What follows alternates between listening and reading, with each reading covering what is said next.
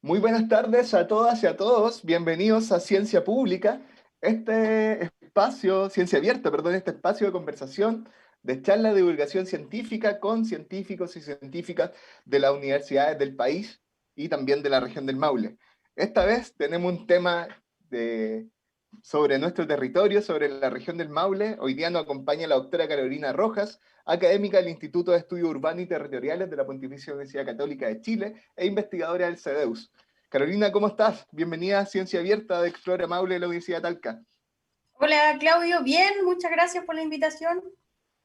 Qué bueno, Carolina, que poder tenerte acá en nuestro espacio. Hace mucho tiempo que queríamos invitarte, sabíamos, te seguíamos desde hace algunos tiempos cuando estabas en la Universidad de Concepción y ahora te cambiaste a la Católica y queríamos hablar sobre todo por tus estudios que estás haciendo con las comunidades, con los territorios, en torno a muchos temas. ¿Cómo ha sido este tiempo de trabajo en pandemia? ¿Cómo se hace investigación desde la casa, Carolina? Bueno, ha tenido de todo, ¿eh? Sumando y restando, yo creo que se ha logrado hacer de forma positiva, pero bueno, ha tenido sus aspectos negativos que tienen que ver con la falta de salidas a terreno, que estábamos acostumbrados a visitar los humedales, por ejemplo, o a ir a visitar las áreas naturales. Por ese lado, claro, esa parte se ha complicado mucho más. Pero tampoco nos ha quitado las ganas, sino que van equipos más reducidos, ¿cierto?, a tomar fotografía.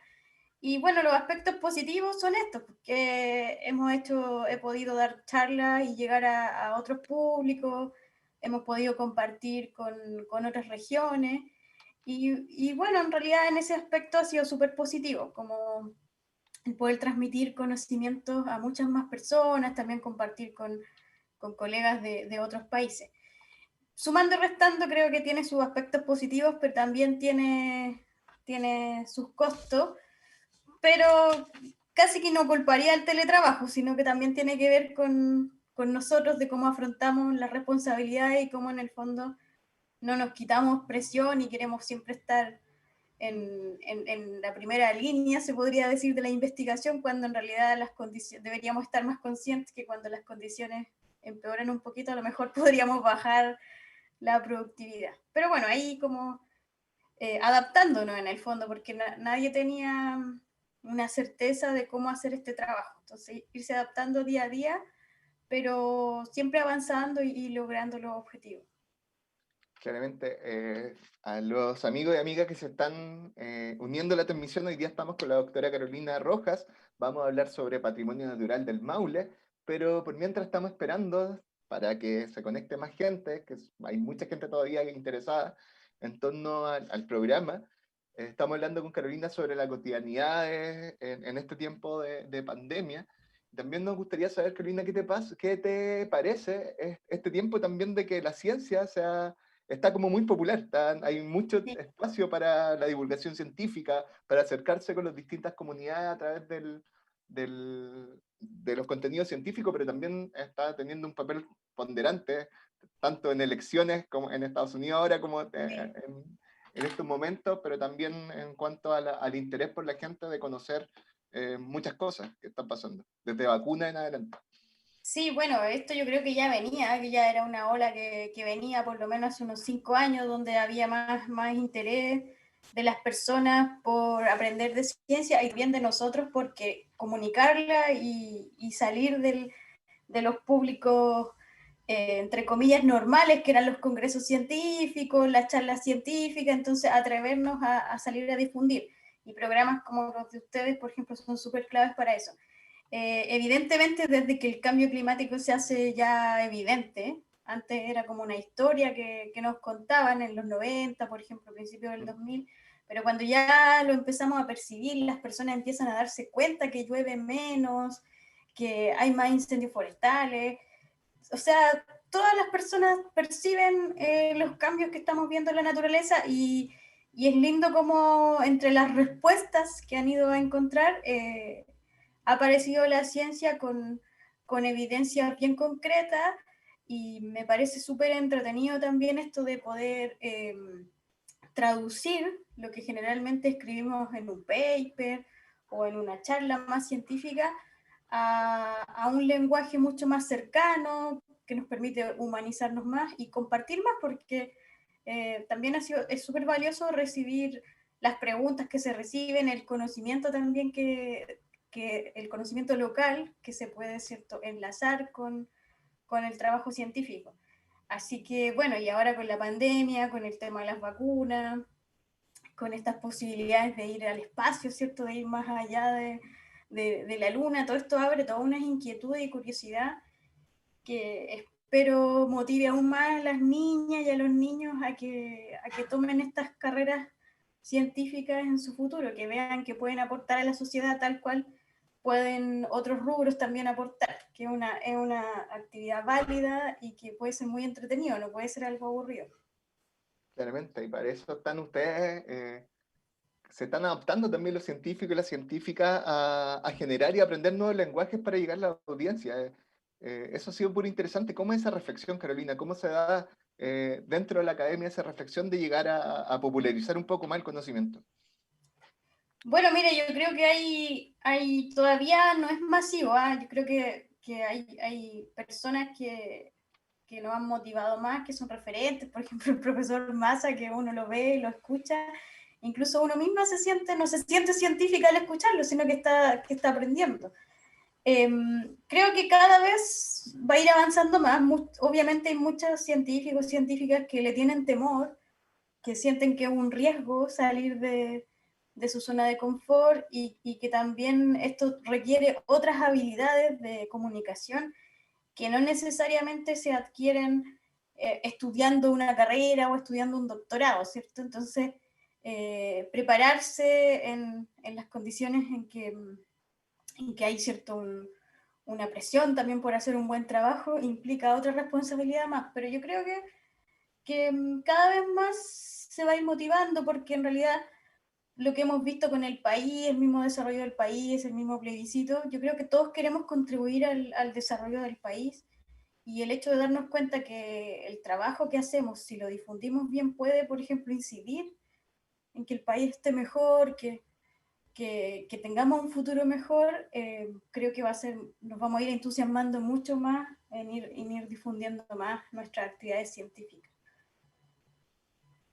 Bueno, yo creo que ya es tiempo de entrar a lo nuestro, de conocer la charla de hoy. Carolina, yo te agradezco por estar acá, así que te dejo, te presento. Hoy día estamos con la doctora Carolina Roja, acá en Ciencia Abierta, académica del Instituto de Estudios Urbanos Territoriales de la Pontificia Universidad Católica de Chile e investigadora del CEDEUS, quien nos presenta la charla Valoraremos el patrimonio natural de la región del Maule. Carolina, bienvenida. Bien, bueno, muchas gracias por la invitación y gracias a los que están conectados a esta hora para escuchar esta charla donde vamos a hablar de su región, ¿cierto? De la región del Maule. Como saben, ¿cierto? Estamos en una crisis global, una crisis mundial que ya venía de antes de la pandemia, donde uno de los efectos principales ha sido la pérdida de biodiversidad, es decir, la pérdida de riqueza de nuestro paisaje, la pérdida de especies. Y esta pérdida de biodiversidad se ha ido acrecentando en los últimos años. De hecho, en los últimos 70 años hemos alterado las dinámicas biofísicas del planeta más que cualquier otra generación de humanos que haya pisado la Tierra. Es lo que llamamos el antropoceno, ¿ya? Que son los efectos que hemos tenido como especie en el planeta y que se equiparan a una edad geológica, pero que se ha concentrado en los últimos 70 años. Al ir, ¿cierto?, aumentando nuestros consumos, hemos ido aumentando nuestro impacto. Y uno de los aspectos que se ha visto bien perjudicados es el paisaje, la biodiversidad, es decir, el patrimonio natural. Entonces, por esto es súper importante poder valorar y reconocer el patrimonio natural que nos va quedando, ya que el que nos va quedando porque ya hemos transformado bastante de nuestro paisaje. Y sobre todo cuando ya estamos muy conscientes de que estamos viviendo una pandemia, que estamos inmersos en una crisis y que, aunque no lo crean, es una de las consecuencias de la pérdida de biodiversidad, ¿cierto? Al perder hábitat y al perder el hábitat, sobre todo de animales silvestres, ¿cierto? Esto ha generado cambios y puede repercutir en una pandemia. Además, nuestro patrimonio natural nos va a ayudar mucho a mitigar las crisis de los escenarios del cambio climático y también nos ayuda a adaptarnos a estas crisis. Bien, entonces, lamentablemente, cuando hablamos de patrimonio natural, yo sé que para todos ustedes deben tener una noción de patrimonio natural y deben pensar que a lo mejor el paisaje que ven día a día o cuando se levantan y miran la cordillera es patrimonio natural. Pero los humanos nos gusta valorar y reconocer y nos gusta, ¿cierto?, institucionalizar la naturaleza para que tenga una razón de protección. Entonces, si nos vamos a la definición para poder proteger un patrimonio natural, lo que encontramos, lo que tendríamos que encontrar son formaciones, ¿cierto?, físicas, biológicas que tengan un valor universal. O sea, hablamos de un lugar que tiene un valor excepcional, que además tiene una componente estética muy fuerte y también tiene un valor científico, ¿ya? O sea, que sea un lugar propicio para estudiar. También estos lugares tienen que ser hábitat muy reconocidos para especies de animales, para especies vegetales, y tienen que ser lugares naturales que están bien delimitados, ¿ya? Que tienen una delimitación precisa, ¿ya? Y que es fundamental para la humanidad conservar su belleza, ya sea por su valor estético, su valor científico, o este valor universal excepcional que tendría para todos los humanos, independientes de la generación. Por ejemplo, un patrimonio natural que se destaca en la región del Maule y que tiene un valor excepcional, un paisaje excepcional, sería la Reserva Nacional Siete Tazas, ¿cierto? Todos la deben reconocer como una característica que identifica, ¿cierto? Le da un valor a la región. Región del Maule, uno dice, ahí están las Siete Tazas, esto nos da un valor, una naturaleza única que tiene la región del Maule y que no tienen otras regiones, ¿ya? También los arcos de Calán, por ejemplo, en Peyúgue, que acaban de ser reconocidos, ¿cierto?, como santuarios de la naturaleza. Nosotros en un trabajo que estamos haciendo con el Centro UC, Patrimonio Cultural, sobre el patrimonio natural del Maule, las personas nos mencionaban mucho este paisaje como un lugar que había que proteger y que había que conservar. Y alegremente, las semanas después de hacer ese taller, nos enteramos de la noticia que era santuario de la naturaleza. Entonces, si se fijan, hay percepciones, por un lado, de las personas que valoramos nuestra naturaleza, nuestro paisaje, pero para poder protegerlas necesitamos de un reconocimiento, ¿cierto?, de una definición como patrimonio natural, como una delimitación. Vamos a nuestra región del Maule, ¿ya? Que ya les mostré dos patrimonios naturales excepcionales, dos áreas reconocidas en la región, una por el lado costero, otra por la zona cordillerana, y me gustaría preguntarles, o que se les viniera a la cabeza, qué otras áreas o qué otros paisajes ustedes reconocen con estos valores excepcionales en estos más de 3.000 kilómetros cuadrados de superficie donde habitan más de 1 millón de personas. Ya marqué con un puntito ahí Cauquenes porque yo nací en Cauquenes, entonces conozco súper bien toda esta zona de la costa sur. Ya para hacerles esta pregunta y que podamos interactuar con mi charla, si pueden, los que puedan y tienen celular en mano, pueden abrir su cámara y con la cámara pueden escanear este código y pueden contestar la pregunta, y yo al final de la charla voy a mostrar las respuestas, ¿ya? La pregunta es, ¿qué patrimonios naturales valoramos en la región? Para ver si tenemos coincidencia entre lo que yo les estoy mostrando y voy a seguir comentando y lo que ustedes ya valoran de su región. Ya los que no tienen celular y están en el computador, pueden entrar a www.menti.com e ingresan el código 7474649. Y al final de la charla vamos a ver cómo están los resultados. Ya hay lugares que son bellos de por sí y que son además de ser reconocidos como patrimonios naturales de la región y que y que las personas lo valoran mucho, tienen esta institucionalidad, o sea, son considerados áreas naturales, por ejemplo, santuarios de la naturaleza, o reservas nacionales, parques nacionales. Aquí yo menciono algunos: Reserva Nacional de Alguna Torca, la Ciénaga del Name, ahí en Maule Sur, ¿cierto? En Cauquenes, el Radar Siete Tazas, los altos del Ilcay, en la zona precordillerana, la Laguna del Dial en la cordillera. Lo lindo que tiene esta región es que su patrimonio no está solamente distribuido en un área, sino que lo podemos encontrar en la costa y también en la cordillera, también en el norte y en el sur. Ya, si nos vamos a los patrimonios que están reconocidos, vamos a encontrar que en la región tenemos reservas nacionales, santuarios de la naturaleza, tenemos parques nacionales, incluso hay áreas de conservación privada. Ahora, lo más representativo de la región son los sitios prioritarios, que justamente son hábitat o áreas que son prioritarias de conservar. O sea, estamos en una región que tiene áreas que se tienen que conservar sí o sí, porque si no se podrían perder dadas las presiones que está sufriendo el paisaje. Ya a modo de estadística les puedo decir que un 85% del patrimonio natural reconocido en la región es sitio prioritario.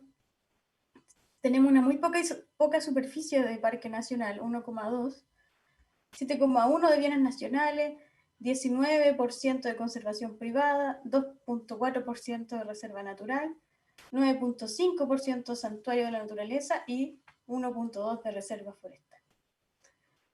¿Dónde estará este patrimonio? Ya está bastante en la costa. Ya las comunas que más tienen patrimonios naturales son Constitución y Chanco, por ejemplo. Ahí ven la gráfica. Y se da una cosa bien particular, que las comunas que menos patrimonios naturales tienen en la región son justamente las que tienen una vocación más agrícola, como Parral, San Rafael, Villa Alegre. Entonces ya se van a ir dando cuenta que nuestro patrimonio va a depender mucho de las condiciones geográficas, ya de las características geográficas que tiene la región. Yo soy geógrafa y al habitar la región, sobre todo cuando era niña, me daba cuenta de la importancia que tenían los ríos, que tienen los ríos. Sobre todo cuando pasábamos de una provincia a otra, o incluso cuando pasábamos a la región que antes era la región del Biobío. Uno veía que los ríos eran los límites, ¿cierto? Además de geográfico, eran los límites funcionales también de la región. Entonces aquí tenemos dos cuencas hidrográficas que modelan el paisaje y que marcan súper bien cómo es el patrimonio natural de la región. Ya la cuenca del río Matequito y la cuenca del río Maule, que le da toda una identidad a la región, de hecho, se le debe su nombre. Y también lo lindo que tiene la región son la convergencia de los ríos, por ejemplo, el río Claro con el río Maule, que van, ¿cierto?, modelando las zonas ribereñas y este paisaje bien especial de la región. ¿Ya? Otro tema que ya en parte lo adelanté para que aprendan a reconocer el patrimonio natural es que se caracteriza mucho por las unidades de relieve. Ustedes saben que Chile tiene unidades de relieve bien reconocidas, como son la zona costera, ¿cierto?, el área costera, las planicies costeras, la cordillera de la costa, la depresión intermedia, que es el Valle Central, la precordillera o montaña que le llamamos en la región, y ya la cordillera. Y ahí ven claramente cómo el patrimonio natural, ¿cierto?, se va concentrando en la costa, ya en la costa, en las planicies costeras, en la cordillera de la costa, y también cómo se sigue, cómo la geografía, ¿cierto?, de la cordillera ha producido estos bosques nativos cordilleranos y precordilleranos que aún persisten. Lamentablemente, ¿cierto?, vemos un vacío aquí, un negro profundo, un vacío, y esto se debe a que, bueno, la región tiene vocaciones agrícola y forestal, y gran parte de ese desarrollo económico se ha concentrado aquí, determinando, ¿cierto?, que estas comunas sean con vocación más agrícola, pero también al costo de perder gran parte de su paisaje y su patrimonio natural. ¿Cierto? Sabemos que la expansión agrícola sigue hacia la costa, y lo que nos preocupa mucho es que la expansión forestal, que antes se daba en zonas que ya estaban forestadas y se cosechaban, ¿cierto?, y se volvían a forestar, ahora se están expandiendo a la precordillera, cosa que nos alarma bastante, ya que todo este bosque que les estoy mostrando aquí podría estar muy presionado y muy amenazado por la expansión forestal. Y eso lo vemos aquí cuando miramos nuestros patrimonios con los usos del suelo. Entonces, para un maulino que vive en el centro, quizás le puede ser más difícil reconocer los bosques espinosos de la costa o el bosque precordillerano, y su patrimonio natural probablemente va a estar más influenciado por la cordillera. Pero si estamos en la costa, vamos a reconocer todas estas zonas rocosas, las playas de arenas negras, las dunas, los humedales costeros, y en la cordillera, ¿cierto?, las lagunas cordilleranas y el bosque nativo. Ya, y por supuesto toda esta zona central que tiene otros valores que se pueden integrar con el patrimonio natural, que son la identidad más rural y la agrícola. Ya, el hecho que tengamos tanta riqueza de patrimonio natural no significa que no esté amenazado. Ya ustedes deben saber que hay varias amenazas que están perjudicando, ¿cierto?, la biodiversidad del lugar. Principalmente estas están dadas, por ejemplo, por un mal uso del turismo, ya una intensificación del turismo, un turismo que a lo mejor no es de conservación, la contaminación, ¿cierto?, contaminación industrial y también contaminación de calefacción, la escasez hídrica que ha afectado mucho a la región, ¿cierto?, en unas regiones que tienen más baja de caudales los últimos 10 años, los desastres que se vivieron con mucha intensidad el año 2017 por los incendios forestales, como es una zona con una importancia enorme de los ríos, también está afecta a inundaciones, y lo que les comentaba recién, que es la fragmentación del bosque nativo por el desarrollo forestal, y también la expansión de las ciudades, ya la expansión de las ciudades en la zona centro y en las zonas costeras, que van amenazando nuestro patrimonio. Entonces, el desafío es cómo logramos, ¿cierto?, un desarrollo sustentable, un desarrollo que le permita a la región seguir creciendo, pero que a la vez lo haga de manera integral y en convivencia con estos espacios naturales, porque como seres humanos no podemos vivir sin estos lugares, y si lo artificializamos cada día más, está en riesgo no solo nuestra recreación o contemplación o incluso la biofilia, sino que también nuestro futuro, ¿cierto?, nuestra vida.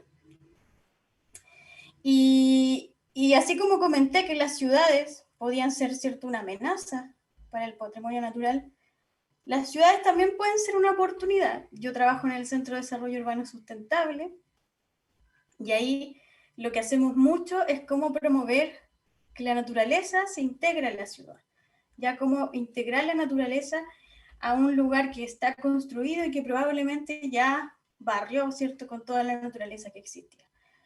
Y una de las formas es por medio de la biodiversidad urbana. La biodiversidad urbana es reconocer todos los elementos naturales que probablemente no son excepcionales como el patrimonio natural, pero son elementos naturales que, si les damos conectividad, si les mejoramos la biodiversidad por medio de restauración ecológica, o si volvemos a introducir las plantas originales que tenían los lugares, podemos mejorar, ¿cierto?, la calidad de vida de las personas, y podemos brindarle a las personas que realizan sus actividades diarias más en la ciudad la posibilidad de encontrarlos con la naturaleza. Y una de esas formas es ir valorando y reconociendo también estas áreas urbanas, como pueden ser las riberas de río, los humedales urbanos y también las áreas verdes. Y ahí les muestro un mapa de las áreas verdes de la zona de Talca, y pueden ver que muchas de estas áreas verdes no son muy grandes, o sea, son bastante pequeñitas, Y aquí tenemos una oportunidad enorme de mejorar nuestras áreas verdes. Y esto sobre todo en relación con la población que es más vulnerable a los efectos del cambio climático y que probablemente se le va a ir haciendo más complejo salir, por ejemplo, al bosque nativo de la cordillera o moverse a la playa, ya sea por situaciones de ingreso o por problemas de accesibilidad. Entonces, si mejoramos la ciudad, le vamos dando más calidad, le vamos brindando más naturaleza, le vamos proporcionando más biodiversidad, tenemos una población que puede disfrutar de una forma mucho más cercana, con una mayor proximidad, las áreas naturales, o sea, seminaturales que podemos planificar en la ciudad. Pero para eso también necesitamos mejorar nuestras vías de transporte, mejorar la accesibilidad. Entonces aquí les muestro un mapa donde cruzamos cierta población que es vulnerable, como las personas mayores, con las áreas verdes existentes en Talca y con los minutos que tienen estas personas, o sea, el tiempo de viaje que demoran en llegar a un área verde. Y claramente un adulto mayor camina mucho más lento que una persona adulta joven, y si tenemos buena parte de la ciudad con un alcance de 15 minutos, estamos hablando de un desarrollo urbano sustentable. Pero si todavía tenemos otra parte de la ciudad donde se demorarían 30 minutos o 40 minutos o incluso más de 40 o hasta 60 minutos para llegar a un área seminatural, esas personas van perdiendo la posibilidad de tener una restauración emocional o un espacio natural para recorrer, para caminar en una situación de crisis. ¿Y por qué digo que es una oportunidad enorme? Porque miren, aquí tienen cursos de agua que perfectamente, al ser restaurados o dando accesibilidad, pueden ser un área de reconocimiento o de área natural para las personas. Y esto fundamentalmente es cambiar, ¿cierto?, nuestra visión de la ciudad, y que no es solo un lugar, ¿cierto?, de cemento para trabajar o para comprar, sino que también es un espacio que ofrece oportunidades para recrearnos, para nuestro bienestar psicológico y también físico. Y sobre todo ahora que estamos en una pandemia donde una de las medidas para sentirnos más sanos o más seguros es encerrarnos, pero cuando tenemos la posibilidad de salir, lo que más buscamos, ¿cierto?, sería un área natural, verde, de paisaje, y la requerimos tener cerca.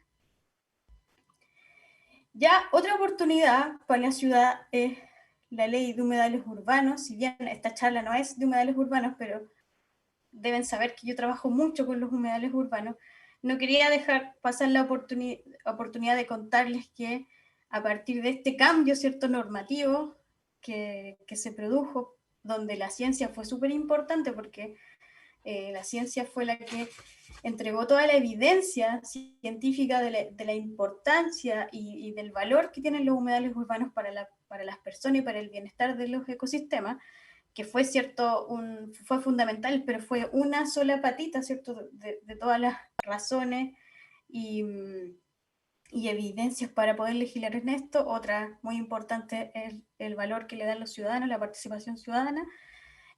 Con esta ley tenemos la oportunidad, por ejemplo, de limitar todos nuestros humedales, los humedales de la región del Maule, y también de cambiar los planes urbanos, los planes reguladores que se llaman, y poder al fin delimitar estos humedales como humedales urbanos para que sean zonificados como áreas de valor natural, evitando que desaparezcan y evitando sobre todo que sean construidos o rellenados para hacer vivienda. Entonces, como motivarlos, invitarlos a que exijan a sus municipios que reconozcan sus áreas de humedales en las ciudades y puedan gestionarlos para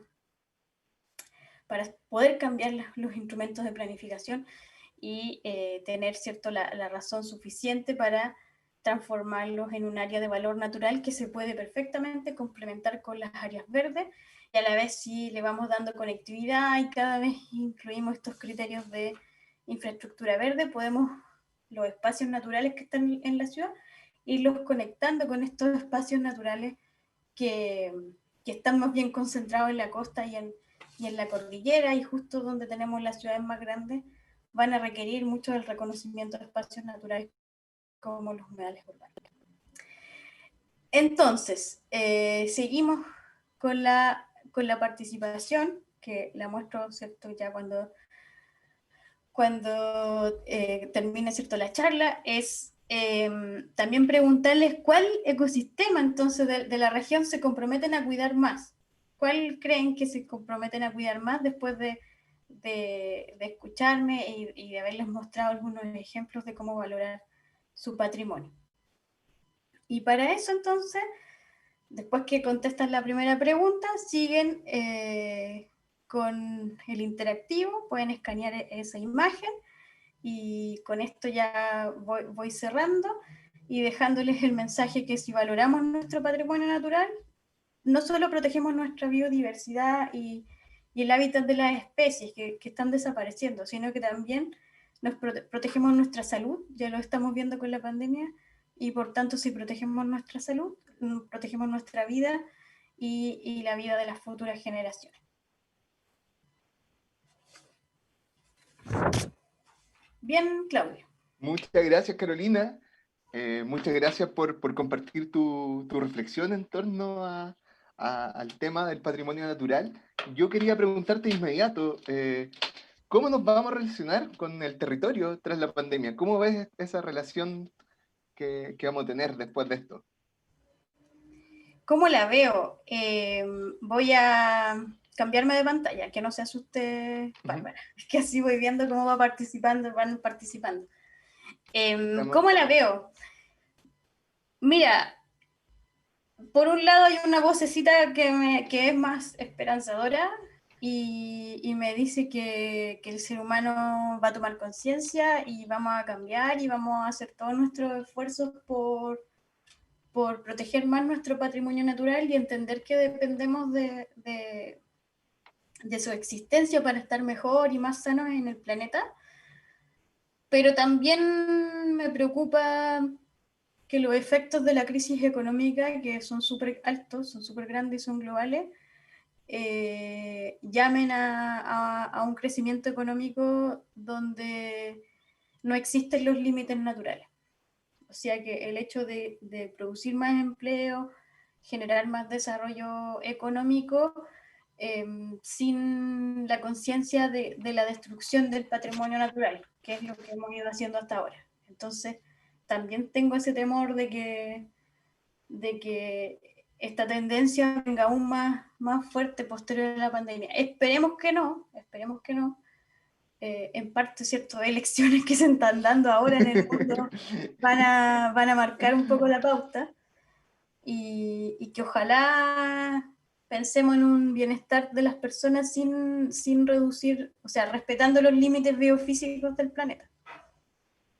Mira, acá hay una pregunta. Quería saber si la contaminación lumínica o acústica es hasta cierto punto compatible con las áreas verdes, entre otros patrimonios de la ciudad, o también tiene un impacto negativo fuerte ante ello. Sí, mira, hay impactos negativos de la luz, ya, entonces no puede ser cualquier tipo de luz, sino que tienen que ser luces más bajas.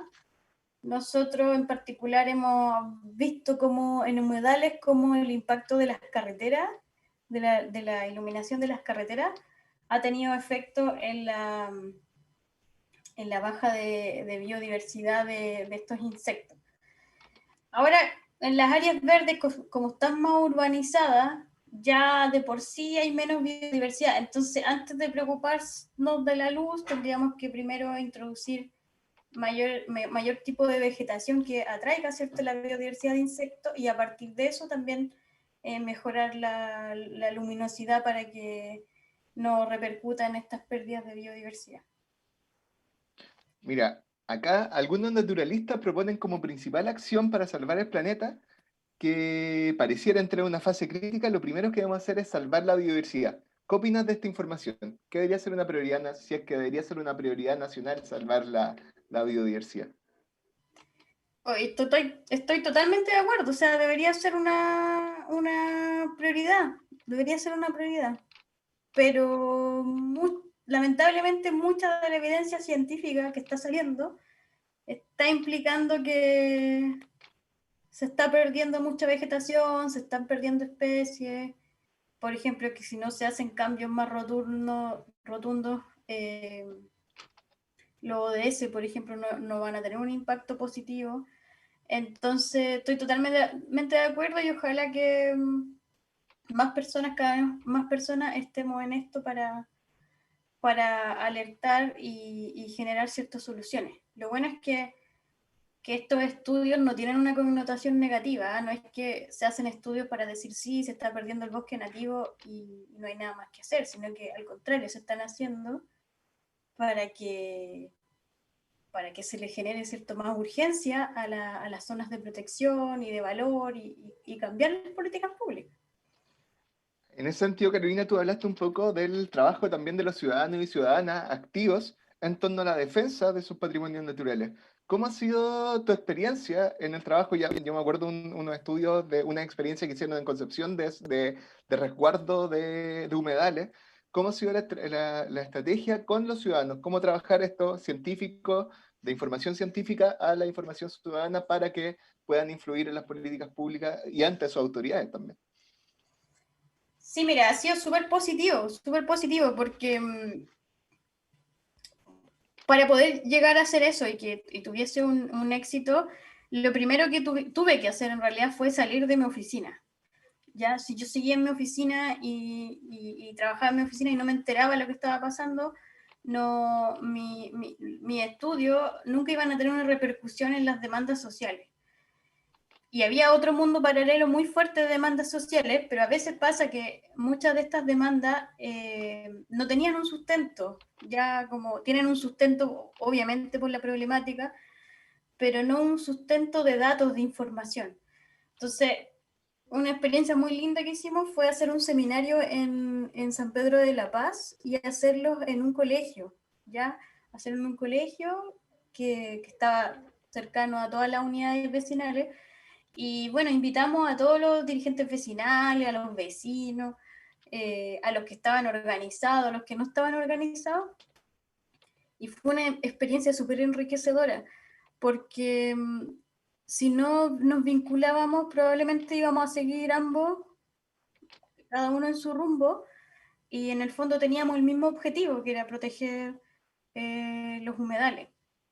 Y fue una experiencia súper bonita, pero requiere tomar ciertos riesgos, ya salirse del sacar, ¿cierto?, los seminarios, sacar la información, traducir la información y llevarla al lugar donde están las personas, donde se están reuniendo las personas, y asumir los riesgos que implica, que es que hay mucha pasión, ¿cierto? Hay mucha defensa, muchas veces puedes salir trasquilado de una conversación porque obviamente también uno representa a una institución y bueno, se pueden dar varias de esas cosas, pero con respeto y perseverancia y comunicación, sabiendo que nos podemos vincular súper bien, se logran cosas súper positivas y un ejemplo es la ley de humedales urbanos, que por ejemplo, me acuerdo que primera vez en Chile que se conformaba una red de humedales donde la integraban prácticamente solo organizaciones sociales y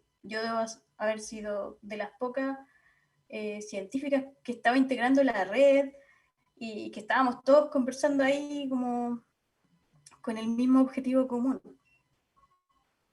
Qué buena. Por último, Carolina, para ir terminando ya, sabemos que el tiempo apremia y sobre todo para no abusar también de tu generosidad.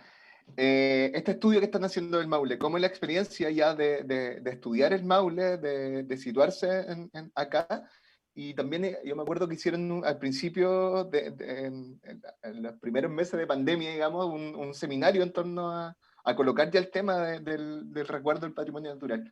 ¿Cuáles son las expectativas que tienen en torno al estudio que están haciendo, el trabajo que van a hacer acá en la región? Sí, bueno, mira, aprovecho de conectarlo con las respuestas que nos han dado, de qué patrimonio natural es valoras de la región. Los arcos de Calán definitivamente nos salieron como un lugar muy importante para las personas, el Radal Siete Tazas, la Laguna Maule, la Ciénaga del Name, que está tan afectada por la sequía.